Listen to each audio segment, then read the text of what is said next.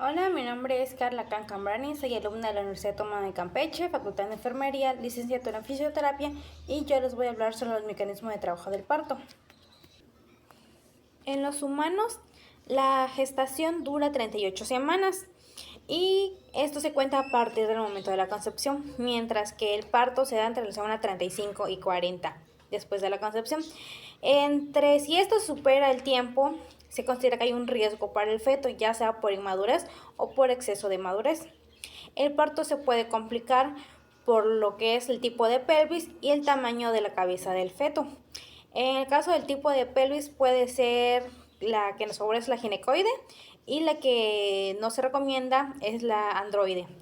El tamaño de la cabeza del feto puede ser porque se desarrolló más que el resto del cuerpo y se puede deber por patologías o condiciones que esté presente. En el caso podría ser como hidrocefalia.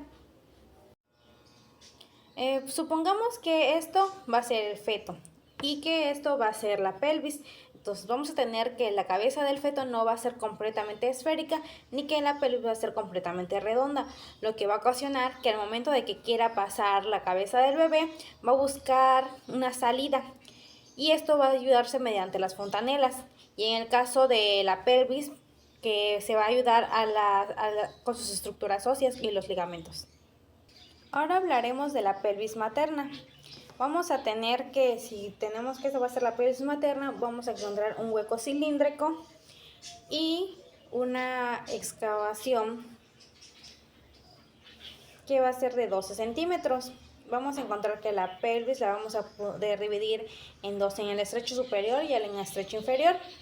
Si hablamos de lo que es el estrecho inferior, como vamos a tener diámetro transverso, que va a medir lo que son 11 centímetros, de 10.5 a 11 centímetros.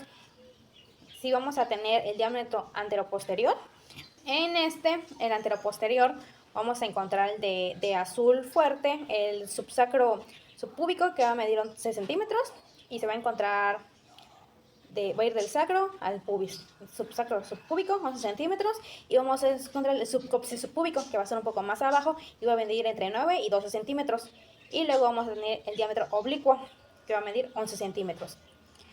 También vamos a tener lo que es el estrecho superior. Vamos a tener que sus límites va a ser de manera posterior. Imaginamos que este va a ser el promontorio, como vamos a tener de manera lateral lo que es el área del sacro, la línea arqueada y la eminencia iliopúbica. Y de manera anterior tenemos la línea pectínea, el borde superior del sínfisis del pubis. Y de acuerdo a, más que nada, al estrecho superior, va a ser cómo se va a dividir lo que son los 4 tipos de pelvis. Vamos a tener 4 tipos de pelvis: la ginecoide, la androide, la platipeloide y la antropoide. En este caso solo vamos a hablar de la ginecoide porque es la que nos favorece el parto vaginal. En la pelvis femenina, en esta pelvis vamos a encontrar que el estrecho superior va a ser ovalado. Va a ser ovalado y esto va a ocasionar que el diámetro transverso sea mayor que el anteroposterior.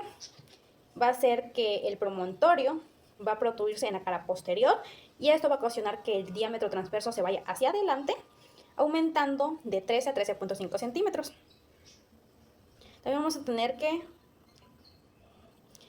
lo que vamos a usar es el conjugado en el ángulo anteroposterior. Lo que más se utiliza es el conjugado obstétrico, que va a ser desde lo que es el promontorio hasta la cara posterior de la sínfisis del pubis. Y vamos a tener que otro ángulo que se usa es el diámetro oblicuo. En este caso, el diámetro oblicuo va a ir desde la eminencia pectínea hasta lo que es la articulación sacroiliaca contralateral, y va a medir lo que son entre 12 a 13 centímetros. Lo que va a hacer es que se va a usar más que nada ese diámetro oblicuo para lo que es la cabeza fetal cuando vaya a ser el momento del parto. En el estrecho inferior vamos a tener que también va a ser de forma ovalada y su eje antero-posterior va a ser de 9 centímetros, pero puede aumentar hasta 12 centímetros gracias a la articulación sacropuxigia, porque hace que se luxe cuando vaya a hacer la salida del feto. La arqueada púbica, eso es que la arqueada púbica va a ser un arco triangular que se va a formar en lo que son las ramas isquiopúbicas, como podemos ver de este lado. Y estas, entre más cerradas, van a impedir que salga lo que es la cabeza del feto.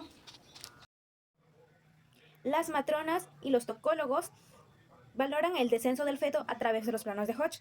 El primer plano es cuando el feto es paralelo al borde superior de la sínfisis del pubis y del promontorio. Llega al segundo nivel cuando está paralelo al borde inferior de la sínfisis del pubis. Llega al tercer nivel cuando es paralelo a las espinas ciáticas. Y por último al cuarto nivel cuando ya pasa por la punta de coxis. En la cabeza fetal, los huesos y las suturas no han consolidado totalmente, formando la fontanela. Esta nos permite mayor movilidad al momento de querer acomodar lo que es la cabeza fetal con el diámetro de la pelvis. Este diámetro nos va a permitir saber si va a haber un buen parto. La cabeza del feto es ovoidea y va a tener diferentes diámetros. Vamos a tener que la mejor presentación para la expulsión del feto es la presentación en vértice.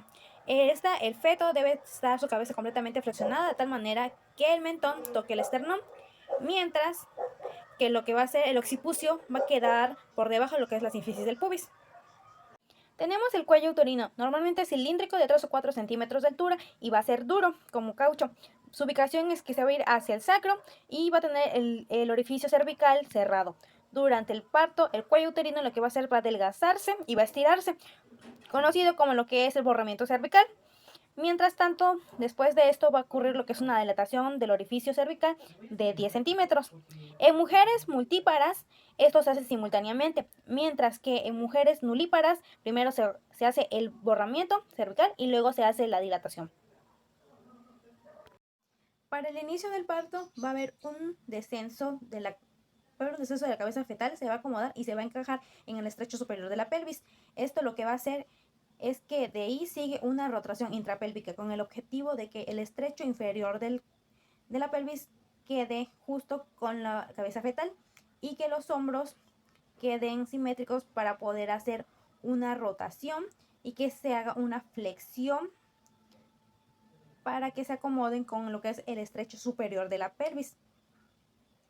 Los diámetros suboccipitobregmático y biacromial van a formar un ángulo de 90 grados, lo que va a permitir la flexibilidad del cuello. Lo que vamos a hacer ahora es que va a haber lo que es una flexión, una rotación y una flexión de la cabeza fetal, lo que nos va a permitir que el occipucio pase por el introito. Y esto es a lo que se le conoce como coronando. Luego la cabeza va a hacer un movimiento de deflexión. Ya está coronando, hace un movimiento de deflexión que regresa a su estado normal. Y ya es cuando la cabeza sale. Y esto nos va a permitir el desprendimiento de la cabeza fetal y siempre debemos tener cuidado con proteger lo que es el perineo para evitar desgarros. Una vez que la cabeza esté afuera debemos corroborar que no haya el cordón enredado. Luego seguimos con los hombros, vamos a girar la cabeza a 90 grados y vamos a pasar a mover el hombro, para liberar el hombro anterior, vamos a hacer una tracción hacia abajo. Y para sacar lo que es el hombro posterior, vamos a hacer una tracción hacia arriba. Y de una vez se saca el cuerpo, conocido como esta fase de alumbramiento. Una vez que ya está el feto afuera, lo que tenemos que hacer es que se agarre el cordón umbilical, se coloca en dos partes y se corta en medio. El alumbramiento consiste en el desprendimiento de la placenta y de membranas que se hace manualmente. Esto dura aproximadamente unos 30 minutos en salir lo que es la placenta. Y lo que va a ocurrir con el útero es que se va a desinflar y va a colocarse en su posición normal, conocido como globo de seguridad.